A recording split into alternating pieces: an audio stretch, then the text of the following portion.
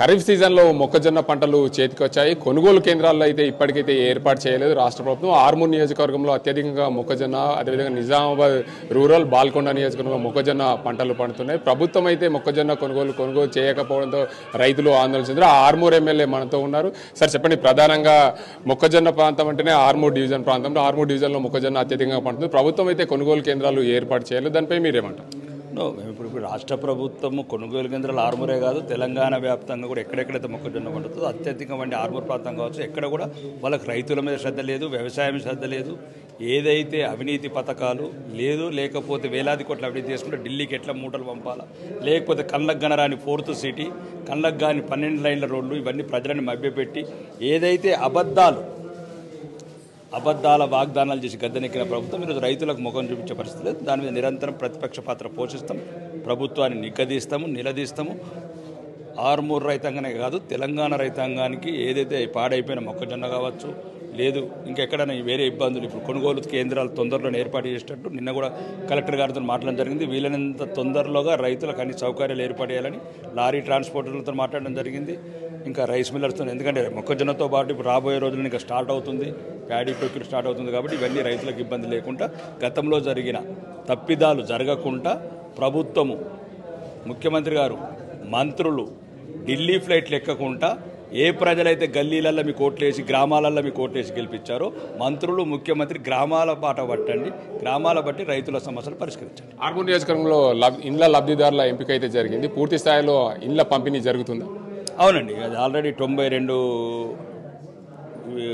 ఇల్లు నిన్న లాటరీ తీయడం జరిగింది. లాటరీ తీసి ఆల్రెడీ రేపు అనుకుంటున్నాము, మనకి ఫైనల్ సాయంత్రం వరకు ఏర్పడుతుంది. 92 మంచి ఇంకొక కొన్ని ఉన్నాయి.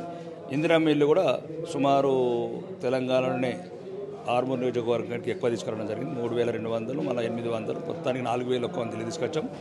రాష్ట్ర ప్రభుత్వం నిగ్గదీస్తున్నాం. వీలైనంత మటుకు ప్రత్యేకంగా అది పేరు ఇందిరమ్మ ఇల్లు అయినంత మాత్రాన ప్రధానమంత్రి నరేంద్ర మోడీ గారు ప్రధానమంత్రి ఆవాస్ యోజన కింద కేంద్ర ప్రభుత్వ సహకారంతో, రాష్ట్ర ప్రభుత్వ సహకారంతో నిర్మిస్తున్నాము.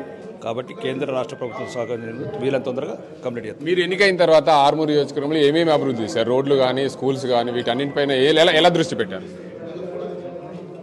ఇప్పుడు నేను ఎన్నికైన తర్వాత రాష్ట్రంలో ఎక్కడ లేని విధంగా ఒక ప్రతిపక్ష ఎమ్మెల్యేకు, ఏ ప్రతిపక్ష ఎమ్మెల్యేకి రానంత నిధులు తీసుకొచ్చాను.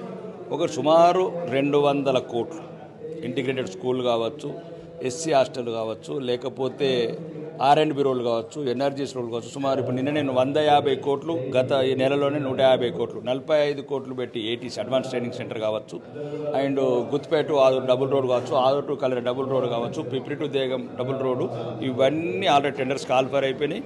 ఇంకొక 100 కోట్ల వరకు ఆల్రెడీ అడుగుతున్నాను. అవి కూడా ఇంకో 100 కోట్లు రావచ్చు. విద్యాలయాలు కావచ్చు, వైద్యాలయం కావచ్చు, అన్ని రకాల సమస్యలు వీలైనంత మట్టుకు నా వాటా, ఆర్మూరు ప్రజల వాటా ఏముందో ఆ వాటా గురించి అడుగుతున్నాను. కొద్దిగా స్పందిస్తలేదు. కానీ లోకల్గా ఉన్న నాయకులకి బాగా ఎక్కువ ఇబ్బంది ఉంది. నిధులు ఎక్కువ ఇస్తే రాకేష్ రెడ్డే కాదు, కానీ నేను రాకేష్ రెడ్డి మీద పగ తీసుకోమంటున్నా, ప్రజల మీద పగ తీసుకోవద్దంటున్నా. యుద్ధం అనేది ఎన్నికల సమయంలో ఉంటుంది, కానీ మిగతా సమయం అంతా రాజకీయ నాయకులు కానీ, పార్టీలు కావాలి, కలిసి రావాలి, తన ప్రాంతాన్ని అభివృద్ధి చేసుకోవాలి, ప్రజలను అభివృద్ధి చేసుకోవాలి. రాజకీయాల్లో ట్రెండ్ మారిందా? మీరు మోడర్న్ డ్రెస్లు వేస్తున్నారు అంటే ముఖ్యమంత్రి గారు వేసుకుంటే ట్రెండ్ లేదు, కానీ మేము ఎమ్మెల్యేలు వేసుకుంటే ట్రెండ్ ఎందుకంటే ముఖ్యమంత్రి గారు వేసుకోవచ్చు, మాకన్నా పెద్ద పోస్టు, ట్రెండ్ ఏం లేదు. అప్పుడప్పుడు ఏదో ఇట్లా ఉండాలనిపిస్తుంది. దానికి ఏమైనా మీ మీడియాకి ఏమైనా ఇబ్బందా? మేము టీ-షర్ట్లు వేసుకుంటే మీ మీడియాకి ఏమైనా ఇబ్బందా? మొత్తానికి చూసుకోవచ్చు, ఆర్మూర్ నియోజకవర్గంలో మొక్కజొన్న అత్యధికంగా పండుతుంది. ఆ మొక్కజొన్న పంటకు మద్దతు ధర ఇచ్చే వరకు కూడా మేము పోరాటాలు చేస్తాం, ప్రభుత్వాన్ని నిలదీస్తామని చెప్పి ఆర్మూర్ ఎమ్మెల్యే పైడి రాకేష్ రెడ్డి అంటున్నారు. ఇది ఇక్కడ పరిస్థితి. అసలైన తొలి వెలుగు. ఫాలో వాట్సాప్ @తొలి వెలుగు official.